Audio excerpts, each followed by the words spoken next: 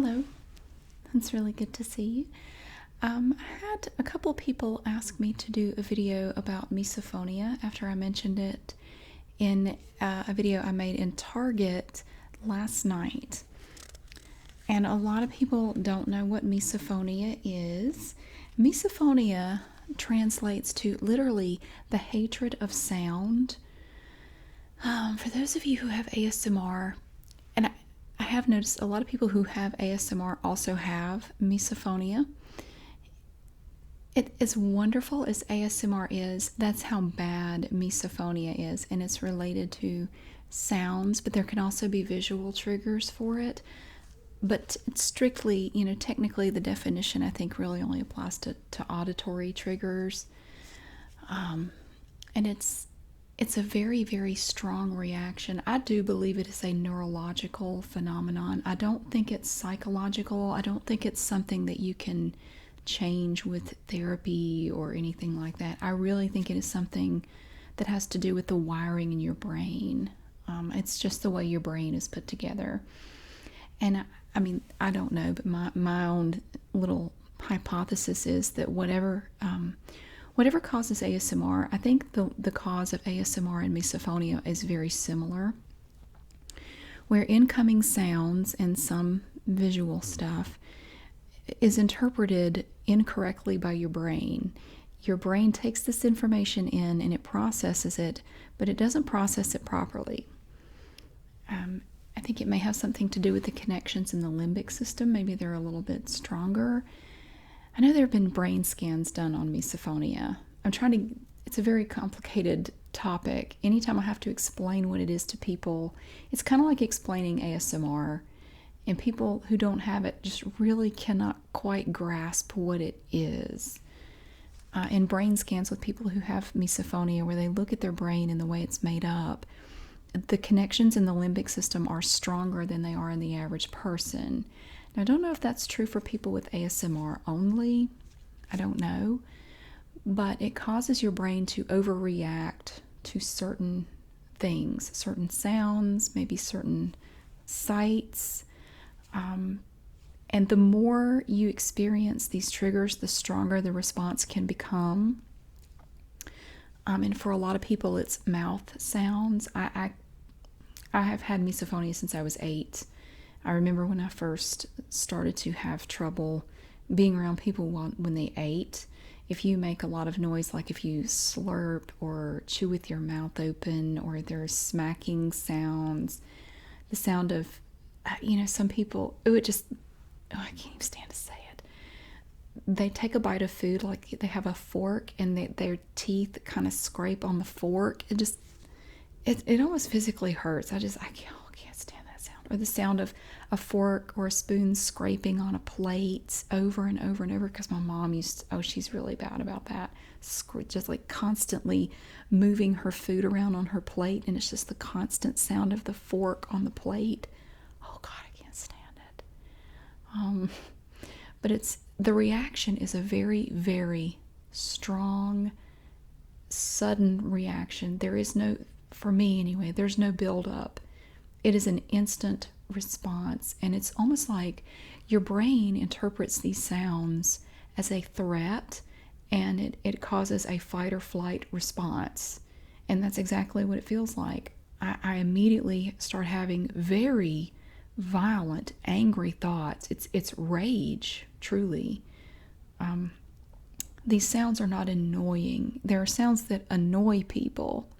And a lot of people think that's what misophonia is. Oh, well, there are sounds that annoy everybody. It's not that. It goes so far beyond being annoyed. It is pure, unadulterated rage at these triggers. And I can't tolerate it. I can't have it. I can't be near it. I can't ignore it. That's what a lot of people will say. Well, just ignore it. But you can't. Like your brain will just, you would just zero in on that sound. You can't not hear it. And a lot of these sounds are sounds that most people would never even notice in the background. It would just be background noise. And I'm so jealous of these people who don't notice these sounds. Well, like I said, I've been dealing with it since I was 8, and I remember one of the first memories I have of it, we were sitting at the dinner table, and I had a broken arm. I broke both of my arms the summer I was 8 in 2 separate incidents, and dislocated both of my wrists. A very interesting summer. I was a bit of a daredevil. I was always jumping off of things, and so I got hurt twice. Anyway, I had my arm in a cast. I don't remember if it was this one or this one because I broke both of them that summer. And we're sitting at the table, and my dad has coffee with every meal, and I love my dad, but he slurps his coffee very loudly. Every time he drinks it, he slurps it very, very loudly. He always has. A lot of people do. And he did it, and I was sitting right across from him, and I will never forget this instant. I was thinking cuss words in my mind at 8 that I would never have said out loud, but I wanted to say so bad. And I took my broken arm in its cast and slammed it on the table, and it really hurt. And I knew it would hurt. And I did it to take my mind off the way I was feeling at that moment. And it hurt the rest of the day. It really, really hurt. And everybody at the table just goes, "What was that about?" I was furious. I was absolutely furious. I go from sitting there being fine, eating my dinner, to absolutely being furious. And I have that reaction almost every time. There are some people that I simply will not eat around. I will not be around them if they're eating or drinking anything or chewing gum. Well, chewing gum is bad anyway. A lot of people with misophonia have trouble with chewing gum or anything that involves mouth sounds. Now, I know that's a big trigger for a lot of people who have ASMR, and I do make videos that incorporate those sounds. I don't listen to them. I don't. I will go back and listen to a few little snippets to make sure it sounds decent. I will not watch it. I can't stand those sounds. So that's a very discombobulated definition of misophonia. I think it's a neurological phenomenon that most people don't have. I don't think there are a lot of people who have it, but I don't know. I don't know what causes it, but I do know that from what I've read, most people who develop it as children between 8 and 12 years old. Whatever it is, that's when it sort of starts to show up for most people. I don't know anyone in my family who has it. I don't know if there's been any research on, whether it's hereditary or if there's a genetic component. But as far as I know, I don't have any relatives who have it. I may, but if I do, I don't know about it. Nobody in my immediate family has it. I've tried to talk to my family about it. They don't, it's like ASMR. No one in my family has that either. So when I try to talk to them about it, they try to understand, but they don't really know what I'm talking about. So I said all that to get to this point. Several people asked me if I would do a video on misophonia coping skills. And if you have misophonia, you do develop skills over time. Just out of necessity, you find ways to deal with it because, we all have to function in the world just like everybody else. And sometimes you may have to be around these things. And I will say this, from my own experience, I try not to avoid it completely because I find that if I avoid it completely for a long period of time, if I do have to be around someone eating or whatever, making these noises, it becomes much harder to deal with. It becomes much harder to tolerate. Some people think that continued exposure will cause it to lessen over time. That has not been my experience. The reaction is still very strong. I don't find that it goes away. It never goes away. If anything, the older I get, the more triggers I have for it. But not having to deal with triggers for a while or stress, those two things seem to make it worse. But anyway, we all have to find ways to cope because at this point there's no cure for it. It's not a very well understood thing. A lot of people don't even believe it's real. I can tell you it's very real. People who have it will tell you it is very real. And if you don't have it, you're very lucky. I've dealt with it. I'm 44 and a half. I've dealt with it every day of my life since I was 8 years old. I have never had a day where this has not been something I had to deal with and cope with. So I will tell you some of the things that I do in my own life that help me get through the day like a normal person does. One of the things I do is that I keep earphones or earplugs with me at all times. I always have, I keep my earphones in my purse, and I also have a little baggie in my purse with some earplugs in there. And depending on the situation, I may, if I'm in a place where I can't leave, my number one coping skill is just leaving the area. That is my go-to. If I'm in a store and someone, and I can hear them, it's like I have super, I'm like, I can hear things like Superman or something, like I can hear it all the way across the store. If someone is cracking and popping gum, I can hear it. And it's almost like for some reason I have to find that person. I will stop whatever I'm doing, and my first thought is, who the hell is that? And I have to find them. It's like, who's doing that? Who is doing that? And I have to see them. I don't know why. I have to see them do it. It's you. It's them. And I start having the most horrible, horrible thoughts about that person.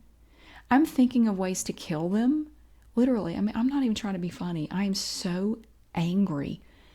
And I go from being totally fine to, I could kill you with my bare hands right now. I mean, I'm trying to convey how extreme these emotions are. And there's no build up. We're talking like split second. I'm fine. I could kill you with my bare hands. It goes that fast. And I have to get away from there. I have left stores because it seems like these people follow me. I try to get away from them and they go wherever I go. Crack, crack, pop, pop, smack, smack. And they follow me and I can't get away from them. And my kids know. They've been shopping with me enough. They know if I say, we got to go. We got to go. They know that somebody in the store is chewing gum and they don't ever hear it. And I'll ask them, do you hear that? And they don't, thank God, they don't show any signs of having it. And they're 8 and 13, so hopefully they're going to be okay. I don't want them to have this. I've had to leave. I've had to just leave. Sorry, we'll come back later. I cannot be in here. I'll just start shaking. It's like I feel like I'm going to have an anxiety attack. It's awful. So my number one coping skill is leaving. But if I'm in a place where I can't leave, if I have to get something, I'll just pull my earplugs out of my purse or my headphones or whatever, my little earbuds, and I'll plug them into my phone and listen to music, something just to block that noise out. Another problem I have is mealtime. It's very hard for me to be around people who are eating. I avoid situations where people eat when I'm at work. I never go to luncheons, or if I can get out of it, I don't go because there are so many people in there eating. And I'll be honest with you, these days the average person has no table manners at all. Everyone chews with their mouth open. It's really gross, and I can't stand being around all that noise. They smack and slurp everything. It's disgusting. But one thing I found that helps, especially at home, is background noise at meal times. Either I will have the radio on, just play some music, or we'll have the TV will be on. As long as there's enough background noise to drown out as much of that noise as possible, it really helps. It allows me to sit there and eat and not want to get up and just leave the room. But one thing that I'm fairly certain is true is that I would bet that most people who have misophonia, if they have children, they have some of the best table manners of any child you will see. My children do not chew with their mouths open, and if I catch them, I immediately say something. They don't slurp their drinks. They don't smack their food. They don't make excessive noises with their forks and spoons. Now, personally, I think these are just basic table manners that anyone should try to, should try to work toward. I'm not mean to them or anything, but I'll remind them, don't talk with your mouth full, don't chew with your mouth open, don't slurp your drink. There's no, it's milk. There's no need to slurp that. These are just basic table manners, in my opinion, that it wouldn't hurt for anybody to learn. But I work with them on that because it bothers me a great deal, and I don't want to send children out into the world that sound like hogs at the trough every time they eat. And it's amazing how many children sound like that. Like if I go to one of my kids' schools for lunch one day, it's absolutely disgusting the way these children eat. They sound like, if you've ever been to a hog farm at feeding time, and I have, they sound like the hogs at the trough. It is really, really gross. But at least I'm trying for my own kids to teach them not to eat that way. Another thing you can do, and I've found that this is very helpful for me, is managing your stress levels whenever you can. I mean, I know it's hard sometimes to do that because life sometimes just gets crazy for all of us. But when you can reduce your stress, do that. Because for me, I've found that if I'm really stressed out, my responses to these triggers are a lot stronger and a lot harder to control. It's a lot harder to keep quiet and to keep from just lashing out at somebody. So just try to keep your stress levels down if you can. Have an escape plan. I think everybody with misophonia is familiar with this idea. And I've done this myself. I've had to do this many times. If you're sitting at a table with someone and they're being really, they're just, oh my God, they're just chewing really loudly, or you're with someone and they pop. The biggest dread for anyone with misophonia is when you see someone pop a piece of gum in their mouth. It's like, oh my God, oh no, shit. You know what I do? I find some food and I offer it to them and tell them, you gotta taste this. You gotta try this. And a lot of times they'll take the gum out of their mouth and throw it away.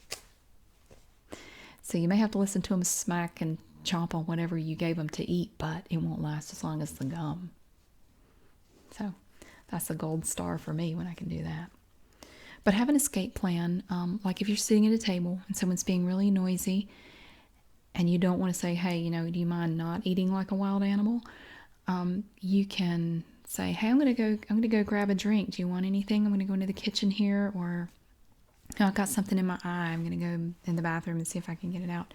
Just your basic. It's really sad that you have to do this, but it's a way to waste a little bit of time. So hopefully by the time you get back, they will have finished whatever they're eating, or maybe they'll be a little closer to being done. You won't have to listen to as much.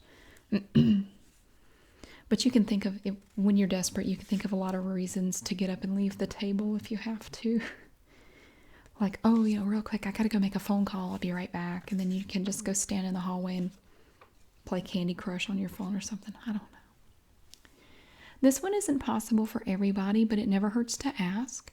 Request to move your desk or work from home if possible. And again, that's not going to work for everybody.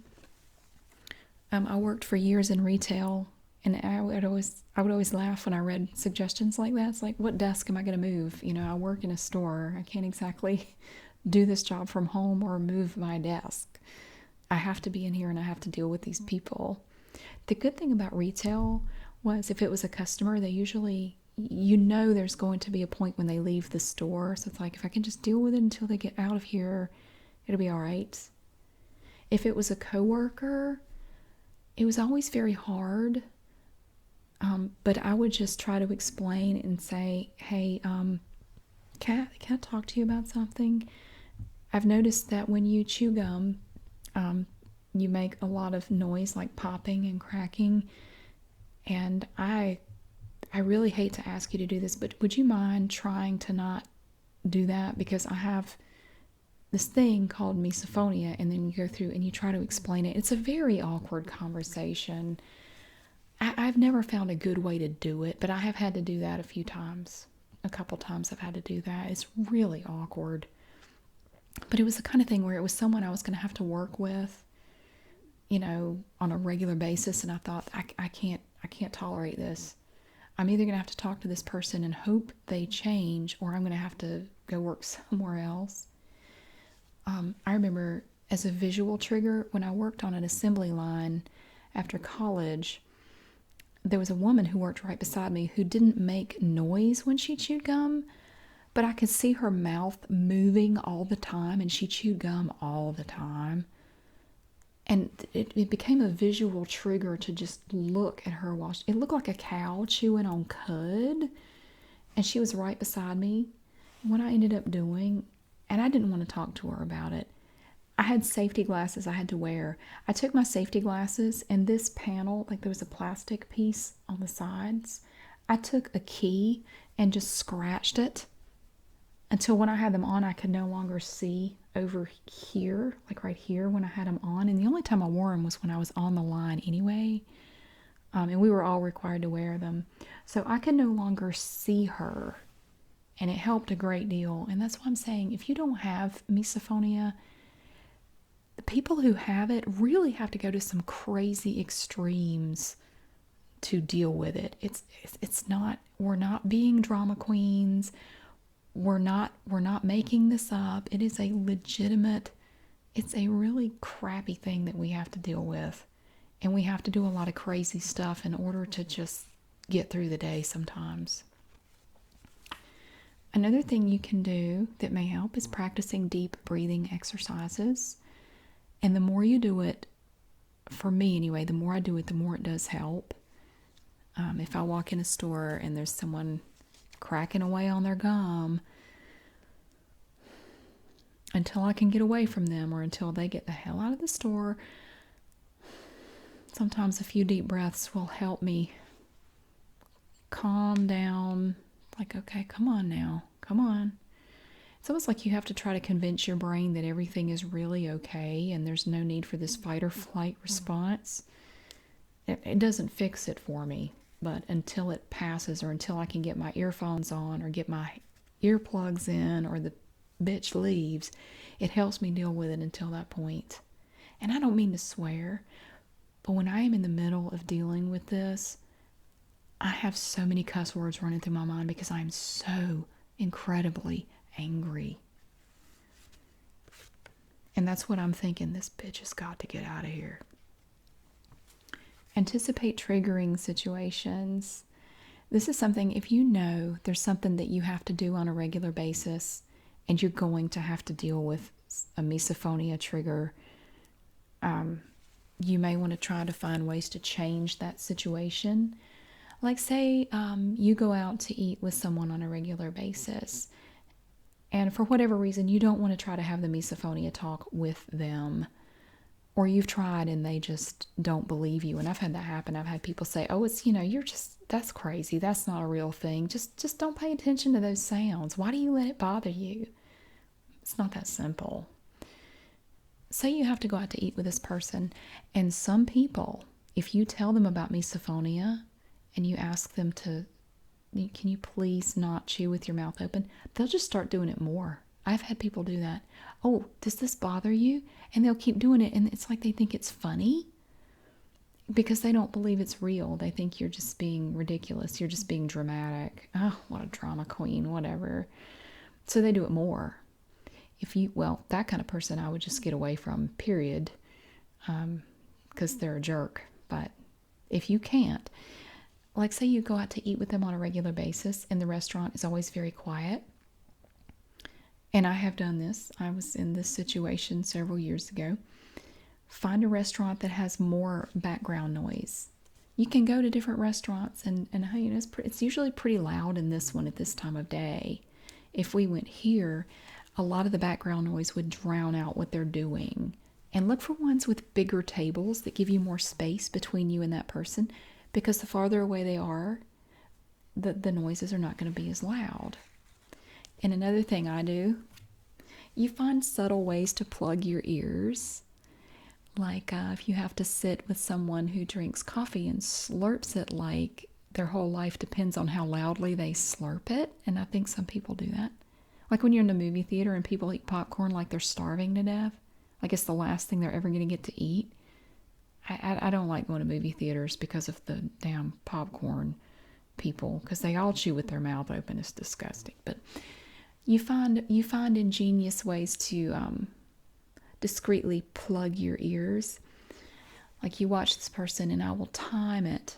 I will watch and wait for them to take a slurp of their coffee. And what I hate is when they pick up the cup and they're talking and they just hold the cup and they go to drink, but they don't. And then they go to say something else. It's like, oh, for God's sake, slurp it and set it back down.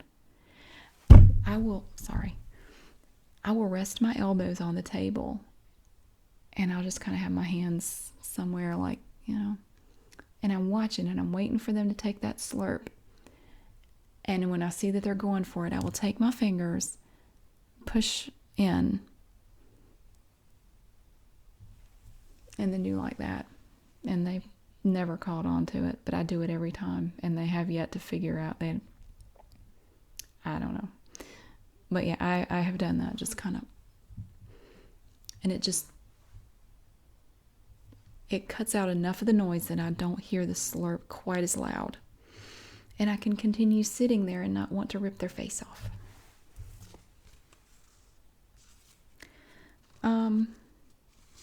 And this is another one here, is speak up when you can. And I know it's hard to do. I know it's very hard to do.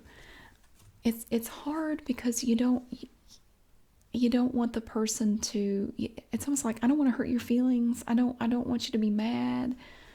But when you eat, you chew with your mouth open, and it's really, I can't be around you when you eat anymore. I'm sorry, unless you can do it without making so much noise.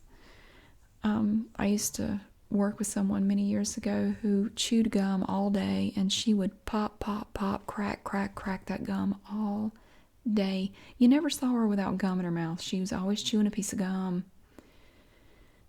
And I thought, I'm going to have a stroke or something over this woman. And I finally had to talk with her.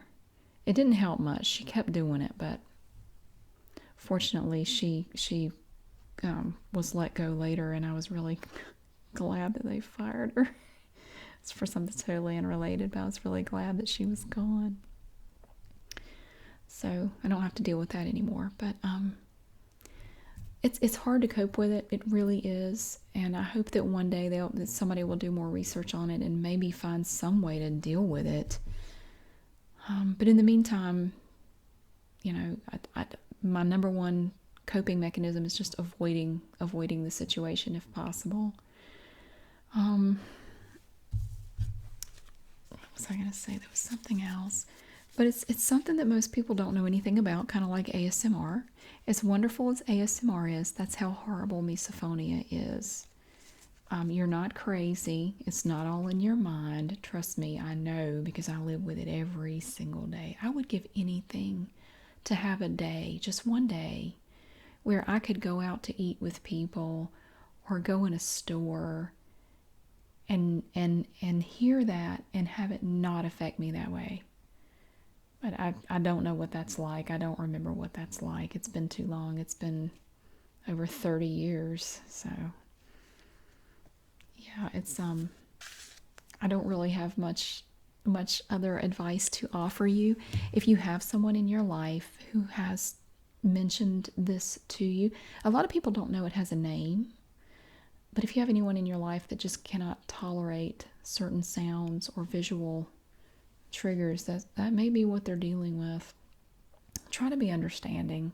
Don't make fun of them. Don't try to wave off what they're saying, because I can tell you it's an absolute nightmare. It is a nightmare to live with. It makes it very hard to be in relationships with people, because the longer you're around a person, the more the things they do are going to trigger your misophonia. It's affected every relationship I've had. It really has. And it's a shame.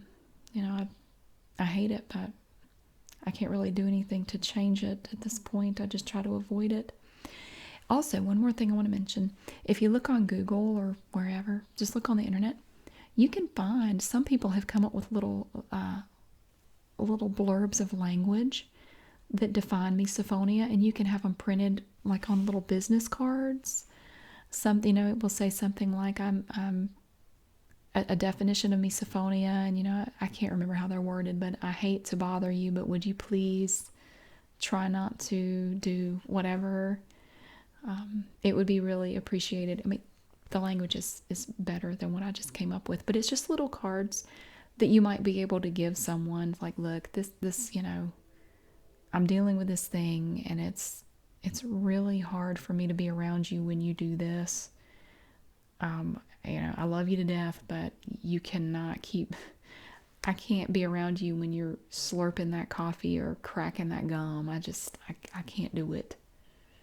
Yeah, it's never an easy conversation to have, but sometimes it helps.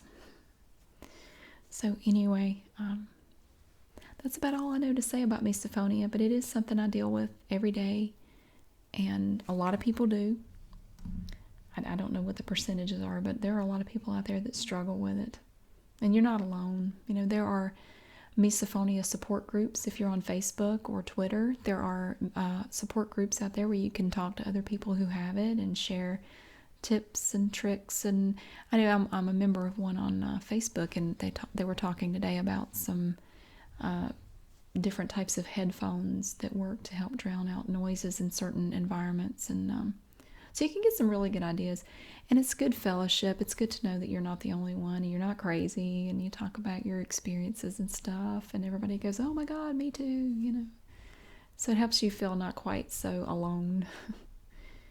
So anyway, I wish you the best if you have it. And I'm struggling right there with you, and it's awful. But maybe one day they'll find a way to effectively treat it. But in the meantime, we'll just have to muddle through. So thank you very much for watching, and I will see you again soon.